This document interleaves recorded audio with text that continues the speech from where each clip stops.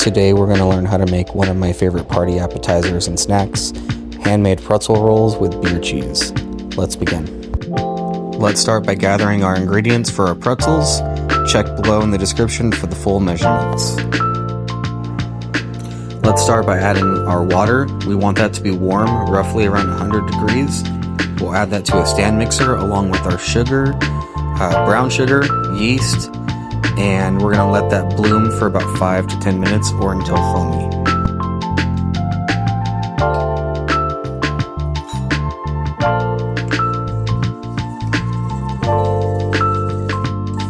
It is important to check your yeast for the expiration date, as old yeast will likely not rise and you'll have to start all over if you use that.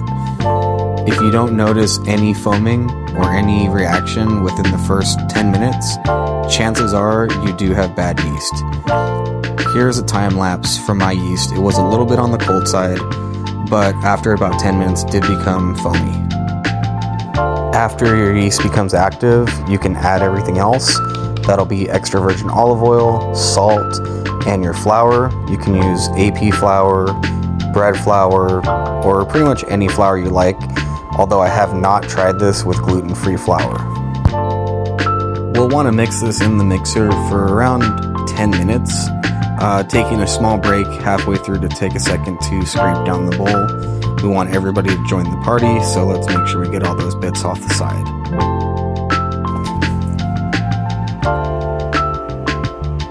This is what it looked like nearing completion. It is a relatively wet dough, but like most doughs, we're looking for just a smooth ball. We'll want to take a bowl and wipe it down with olive oil, or you can use non-stick spray, and we'll add the dough once it is nice and mixed to the bowl. Cover that with plastic wrap and let that sit out in a warm area or room temperature for about an hour or until doubled in size. Once we have our dough wrapped up and resting, let's take a quick second and get our cooking water ready. That's going to just be water and baking soda, and that's what's going to give our pretzels that beautiful dark brown color. We'll then begin getting our ingredients ready for our cheese sauce. Take a garlic clove and microplane that or grate it. I don't really like to chop it here because I like it to just be super smooth in the sauce and not have any garlic bits.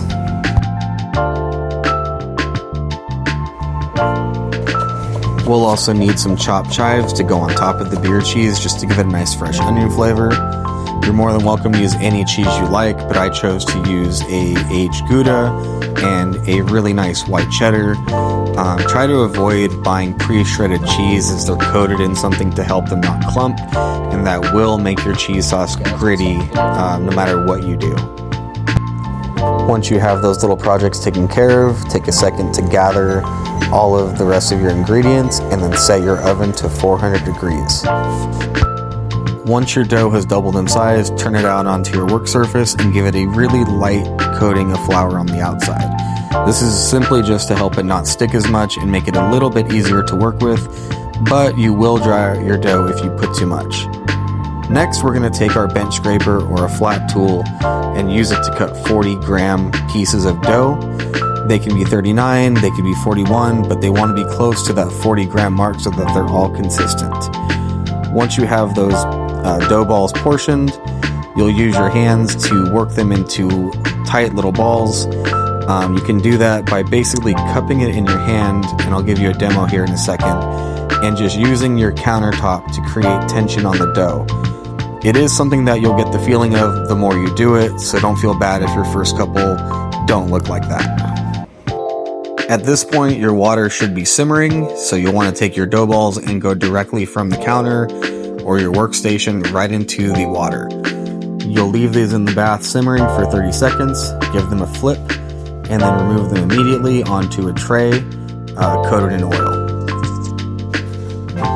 It's important not to leave the rolls in the baking soda bath too long, or when you bake them, they will taste like baking soda.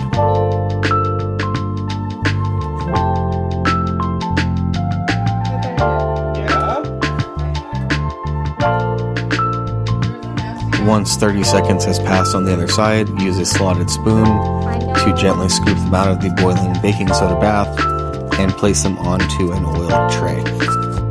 Once you have them on the tray, you'll begin to brush them with extra virgin olive oil so that they brown really nicely in the oven while cooking.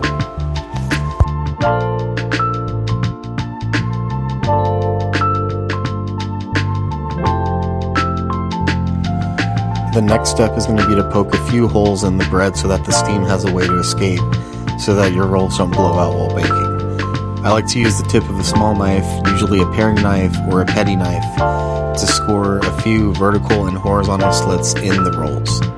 After that, you'll take the coarse salt of your choice and sprinkle them on top of the rolls. You can use any salt you like. I had some extra volcanic flake salt, so I decided to go with that. But you can use coarse salt, Selgri, Malden salt, pretzel salt, or any other coarse salt that you can find. Once you have every roll salted, we're ready for the oven. Go ahead and put them in your preheated oven and set the timer for 6 minutes. We'll go ahead and do that, and then come back, flip them around, and set for another 6 minutes.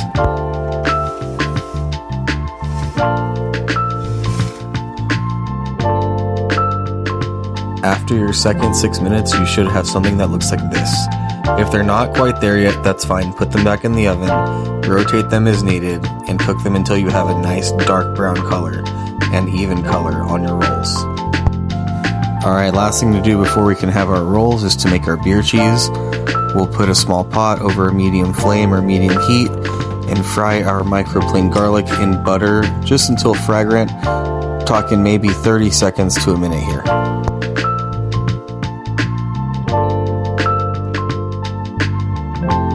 Once our garlic is ready, it smells really good, we can add in our flour. We're making a roux. This is a classic thickening agent for dairy sauces. We'll cook the flour for just about 1 more minute in the butter.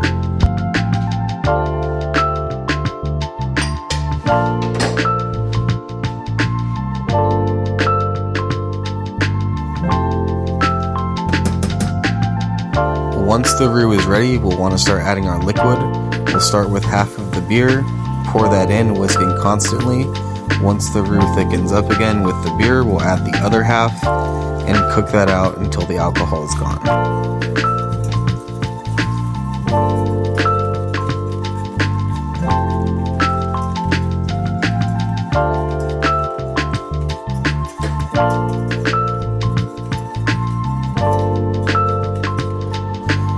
Once your beer comes up to a boil, turn the heat down to low, add in your cream, whisk that around, and we're going to simmer this on a low heat for about 10 to 15 minutes.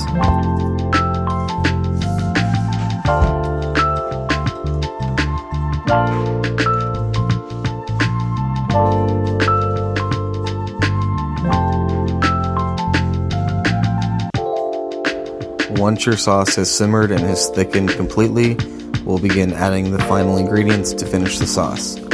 Add your white pepper, and then combine and add your whole grain mustard and your Dijon, and whisk that to combine.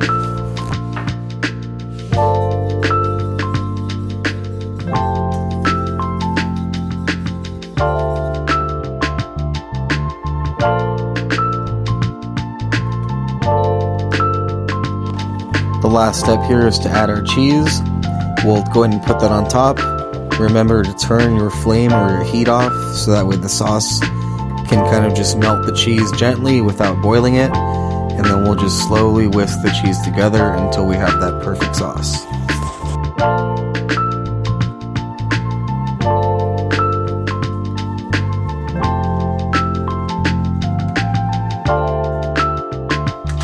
It's really important here to not add any more heat to your sauce and to just let the residual heat melt the cheese completely.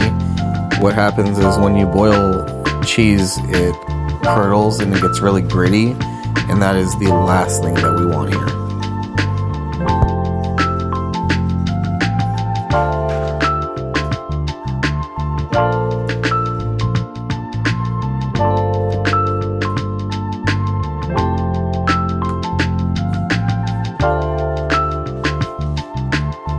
So that's it. We want to serve this cheese sauce immediately. So we'll pour it into a dish. We'll line our pretzel rolls up on the outside of that dish, sprinkle some chopped chives over our beer cheese, and let people dunk them in. Using my wife's hand as a hand model here, you cannot tell me that does not look good. I promise you these will be a hit at your next food gathering. If you like this video and you learned, like and subscribe, and we'll see you on the next one.